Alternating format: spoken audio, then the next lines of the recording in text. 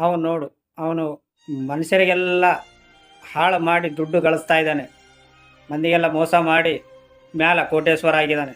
ಅವ ಏನು ಸುಖವಾಗಿರ್ತಾನೋ, ಕಷ್ಟ ಮಾಡಿ ಬದುಕಲ ಕೈಲಾಗಲ್ಲ ಅಂತ ಮಾತಾಡ್ತಾರೆ. ಇವಾಗ ಅವನು ಮೋಸ ಮಾಡಿದನು, ಏನೋ ಒಂದು ತಿಪ್ಪಲು ಬಿದ್ದು ದುಡ್ಡು ಗಳಿಸ್ಕೊಂಡಿದ್ದಾನೆ, ಓಕೆ.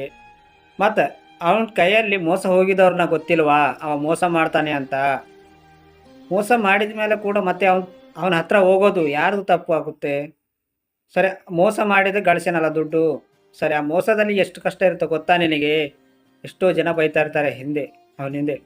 ಮೋಸ ಮಾಡಬೇಕಂದ್ರೆ ಧೈರ್ಯ ಬೇಕು, ಗಟ್ಸ್ ಬೇಕು, ಅರ್ಥ ಆಯ್ತಾ? ಸುಮ್ಮನೆ ಮೋಸ ಮಾಡೋದಲ್ಲ, ಎಲ್ಲದಕ್ಕ ರೆಡಿ ಇರಬೇಕು.